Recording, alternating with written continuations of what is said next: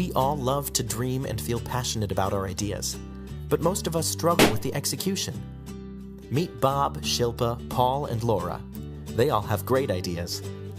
Bob is a software developer. He has built a software which uses a smartphone to check a car's health. Shilpa is a fashion designer. She wants to start her own business. Paul runs a charity institute for impoverished children in Africa. He wants to expand to more countries. Laura is a housewife. She wants to start a music school. There are many others like Bob, Shilpa, Paul, and Laura who have great ideas they want to execute. What do they need? They need money. Also, wouldn't it be great if they got early feedback from people, whether their ideas or products are really exciting? What do? Use bank loans or credit cards, but they have to pay that money back with interest. They could ask for voluntary donations, but not many people feel comfortable asking for charity.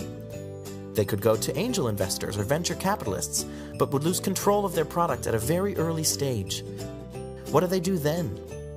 Well, there's been something waiting just around the corner for the last decade, and in the last few years, it has raised more than $5 billion. It's generating more interest every day within budding entrepreneurs and small business owners who want to take it to the next level. It's called crowdfunding, where crowds come to support you in return for some unique rewards and experiences. Through this, you generate the fund and also get the early buyers who believe in your product and would wait eagerly for its launch. Look at Emma. She is a teacher. She's always had a great inclination about fashion design, but never had the chance to pursue it professionally. She would like to support Shilpa because she's ready to share some of her exclusive designs with Emma, and has also invited her to visit her studio and share suggestions. Like Emma, there are many others whom Shilpa knows personally, or who might see her campaign online and want to support it, in exchange for some unique rewards like custom-made designer shirts or being able to name a product Shilpa is launching. They all fund Shilpa's campaign. Someone gives $10, someone gives $100. She provides different kinds of rewards for different donations. She keeps everyone updated about her progress. Once she gets the money she had asked for, she starts the clothing factory and gives the rewards to everyone just as she had promised. Through this campaign, she has already built a fan base who have sponsored her and might buy her products in the future as well. Crowdfunding is the platform where people like Shilpa, Bob, Paul, and Laura, and many more can come and run campaigns for their projects. Crowdfunding helps them to build the campaign, run it, promote it, and enable the creators to collaborate with like-minded people. Also, if Shilpa needs to hire skilled employees for her project, she can post details for the position as well on Crowdfunding, and people can apply for the job. This is called crowdsourcing.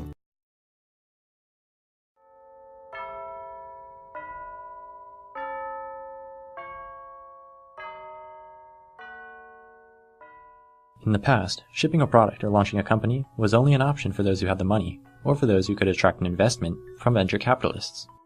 Crowdfunding websites like Kickstarter and Indiegogo have drawn a lot of attention from entrepreneurs, policymakers, investors, and the public.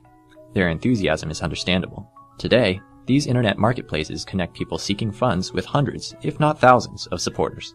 But the idea that an entrepreneur could raise funds from a large number of sources, each providing just a small amount, isn't really new.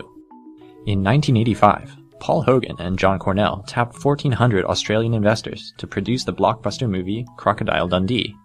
In the 1970s and 80s, limited partnerships, which required minimum investments of no more than $2,000, became a popular form of financing everything from shopping malls to oil and gas exploration. And charities, of course, have long relied on funding drives that aggregate thousands of small donations. What is new is the emergence of powerful internet platforms that enable funding campaigns. These crowdfunding platforms lower the costs of running a campaign by leveraging the geographic and social reach of the internet to connect fundraisers with millions of potential backers. In exchange, these platforms charge a fee, typically a percentage of the amount raised. There are 4 major crowdfunding models. It's easiest to classify them according to what they offer in exchange for the funds they receive, either equity, debt, some type of a reward, or nothing but the satisfaction of donating to a good cause. Equity-based sites, such as AngelList and CircleUp, provide a platform where people can sell shares of their company.